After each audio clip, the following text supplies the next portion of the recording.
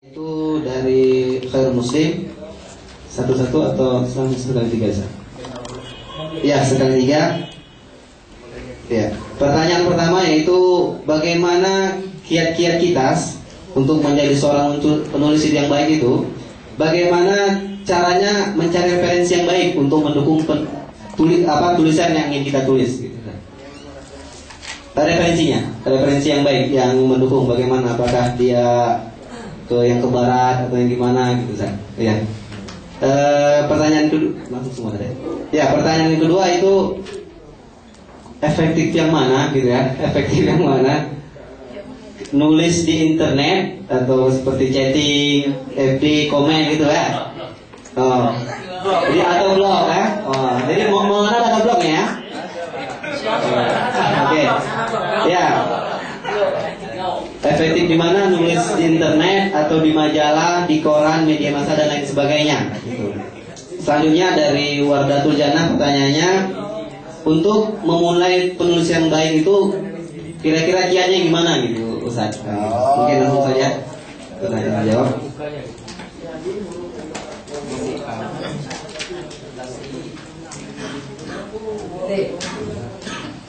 Pertanyaan pertama adalah bagaimana membuat referensi yang baik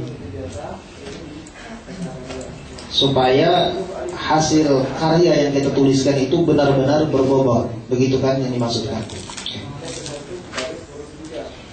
Ada sebuah kaidah dalam kepenulisan itu, bahwa kuasai dulu apa yang Anda ingin tuliskan, barulah Anda tuliskan.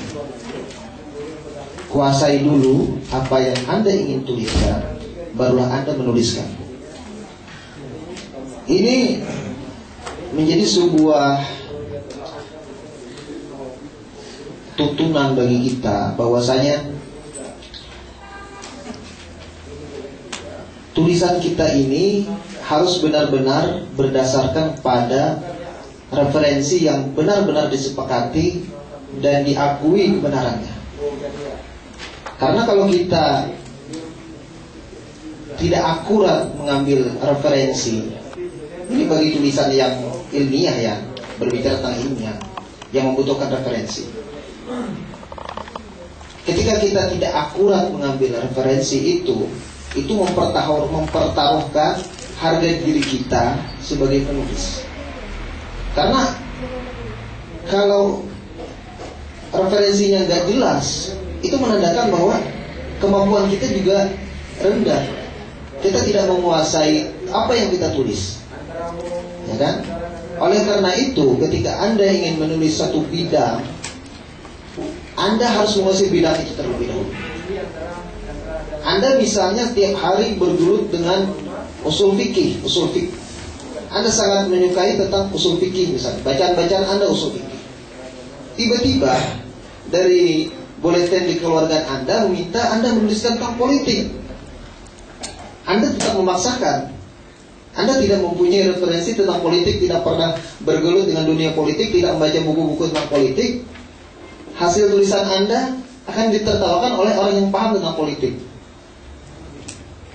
Begitu pula banyak penulis-penulis Indonesia yang mereka itu boleh dikatakan dari SMA, kemudian perguruan tinggi umum, kemudian baru mengenal Islam, baru berkenalan dengan pelajaran-pelajaran Islam, baru belajar tentang rukun wudu, tentang rukun salat, tiba-tiba ikut membahas tentang mustalahul hadis, ya kan? Mengkritik tentang karya-karyanya Imam Bukhari misalnya, padahal dia orang jurusan ekonomi misalnya kan, jurusan biologi. Ketika dia memaksakan untuk menulis seperti itu, jadinya nyeleneh. Jadilah pemikiran-pemikiran yang jauh sekali dengan pemikiran-pemikiran para ulama zaman dahulu. Oleh karena itu, untuk membuat sebuah referensi yang baik, Anda harus kuasai dulu bidang keilmuan itu. Anda harus baca dulu. Bisa dipahami?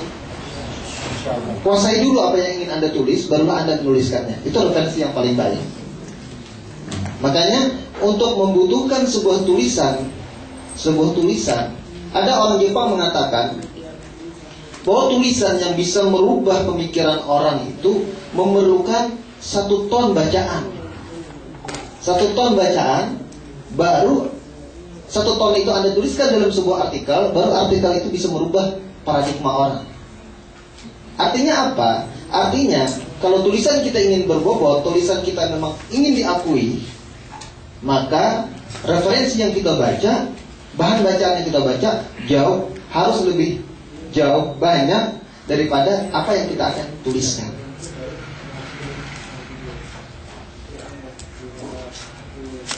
Saya sedikit bercerita ya, sedikit berbagi pengalaman.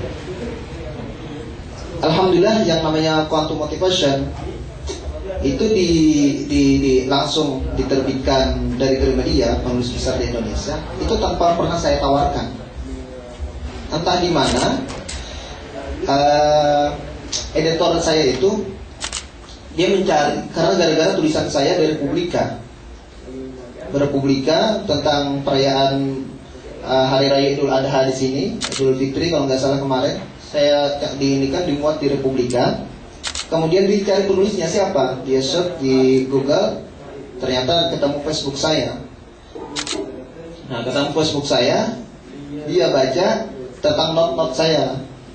Kawan-kawan kalau misalnya silakan aja add di Facebook saya. Alhamdulillah sudah hampir 200-an itu sekitar 100 lebih saya nulis dalam masa 2 tahun ini. Dia baca-baca, kemudian dia tertarik untuk mengumpulkan cerita-cerita cerpen saya. Saya bilang, saya masih kurang ini, cerpen saya itu ya masih proses belajar sebenarnya kurang bagus. Gimana kalau saya tawarkan saya nulis novel? Oke, katanya. Oke. 1 bulan ketika pulang kemarin, 1 bulan di rumah saya nulis novel. Setelah saya rampung novel, saya kirimkan naskah novel saya dengan buku quantum motivation itu. Ternyata dia lebih tertarik quantum motivation itu daripada novel yang saya tulis 1 bulan penuh full. Kenapa? Karena dalam quantum motivation itu saya berusaha menggabungkan antara referensi-referensi Barat dan referensi-referensi Islam. Di situ keunikannya. Karena saat ini buku-buku motivasi hanya banyak membedah tentang tema-tema atau referensi-referensi yang merujuknya pada Barat. Sehingga ketika orang membaca juga pada akhirnya gersam. Karena yang ingin dicapai dalam kesuksesan itu selalu pada ujung-ujungnya duit, ujung-ujungnya adalah materi, ujung-ujungnya adalah pangkat. Ketika gagal semua itu selesai. Berbeda pula ketika kita membaca referensi-referensi tentang buku-buku keislaman, kita baca karya-karya Syekh Qazul Himam misalnya Al-Waqtu 'Inda Ulama apa itu? Ya, itu jadi referensi saya Abdul Fattah Udah itu juga terlalu ini ya, kurang cocok dengan kondisi Indonesia. Karena selalu berbicara tentang efisiensi waktu, sehingga seakan-akan kita tidak punya waktu selain hanya untuk belajar dan ibadah. Nah, akhirnya saya gabungkan keduanya itu. Nah, Anda yang memiliki kemampuan membaca bahasa Arab itu sangat-sangat diperlukan referensi-referensi itu, selama Anda bisa menggabungkan dengan menyeimbangkan dengan referensi-referensi Barat yang juga menjadi rujukan orang-orang di Indonesia. Ketika sesuatu itu digabungkan menjadi unik, disitulah referensi yang bagus itu. Nah, sudah terjawab. Sudah. Oke. Itu juga menjawab pertanyaan yang kedua. Efektivitas mana menulis di majalah sama dengan menulis di majalah ya, di internet ya, di blog-blog di internet sama di majalah. Soal efektivitas tergantung Anda sebenarnya, tergantung kepada. Tapi biasanya kalau orang sudah nulis di majalah itu orang yang sudah diakui sebenarnya, bukan penulis pemula. Anda ingin nulis di majalah, barangkali Anda yang pengen, orang nggak pengen, nggak diterima. Ya. Tapi gini, kalau Anda ingin memulai, kalau pertanyaannya Anda ingin memulai, mana memulai dari internet dulu, apa dari majalah dulu? Saya bisa jawab harus dari internet dulu. Karena majalah itu perpanjangan dari internet. Anda banyak tulisannya bagus, bisa diterbitkan di majalah begitu. Bukan di majalah dulu baru ke internet, tidak. Jadi memulai dari mana? Sekarang itu banyak orang menjadi penulis bermula dari internet. Sekarang tuh banyak bermunculan penulis-penulis muda, penulis-penulis baru, gara-gara internet, gara-gara blog, gara-gara Facebook. Dan orang yang di hadapan Anda salah satunya. Saya berbagi pengalaman, saya jujur. Saya katakan di buku saya itu, saya jelaskan, saya sebenarnya bukan penulis. Saya tidak bisa menulis sama sekali sampai saya mendapatkan gelar sarjana. Saya selesai sarjana, tidak bisa menulis satu paragraf pun. Tidak selesai, tulis, delete. Apalagi nulis puisi gak bisa. Kenapa? Ada tekanan seakan-akan, seakan-akan, loh kok jelek, loh kok seakan-akan tulisan saya ini, saya malu dengan tulisan saya sendiri. Nah, ketika sudah muncul sampai ke sini, saya mencoba menulis di blog, saya menulis di Multiply. Nah, ketika saya posting tulisan saya, ternyata di antara teman-teman itu yang membaca, oh bagus loh, gitu. Oh apresiasinya ini antusias, sehingga memberikan kepercayaan diri kepada saya. Ternyata saya bisa menulis. Setiap kali saya menuliskan posting tulisan, selalu yang berdatangan kritik-kritik itu bukan kritik ya, komentar-komentar itu adalah sesuatu apresiasi yang membanggakan, sehingga membentuk kepercayaan diri kita bahwa kita benar-benar bisa menulis loh. Artinya orang bukan basa-basi, ini membenar kenyataan. Nah, akhirnya saya terus menulis apa saja. Itu menjawab dengan pertanyaan yang ketiga. Menjawab pertanyaan ketiga, dari mana kita memulai itu?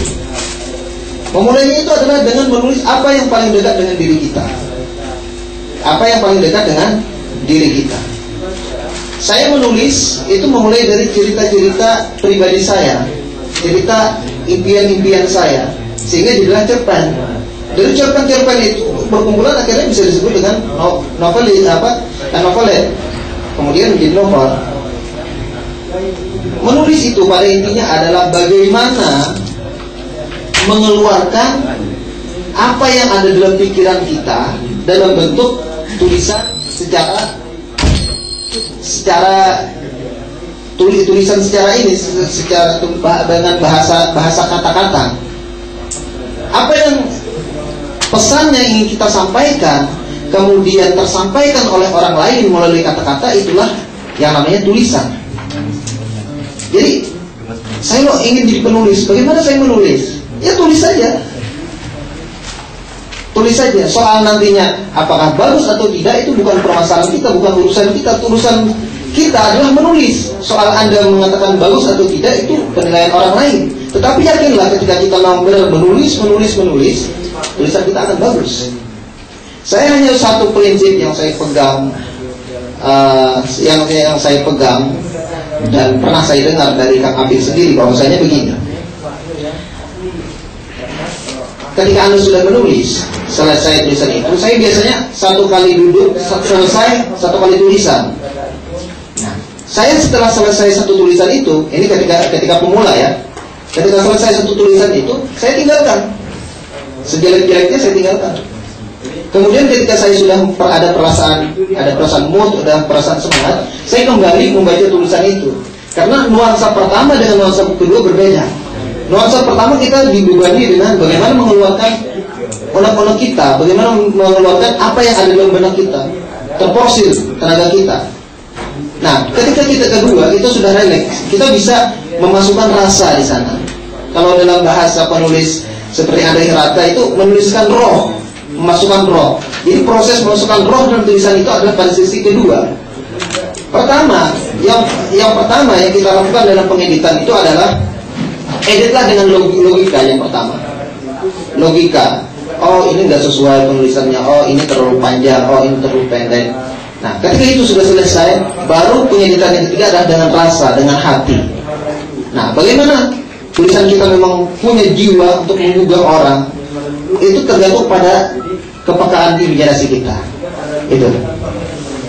Sekian, sudah 3 terjawab insyaallah.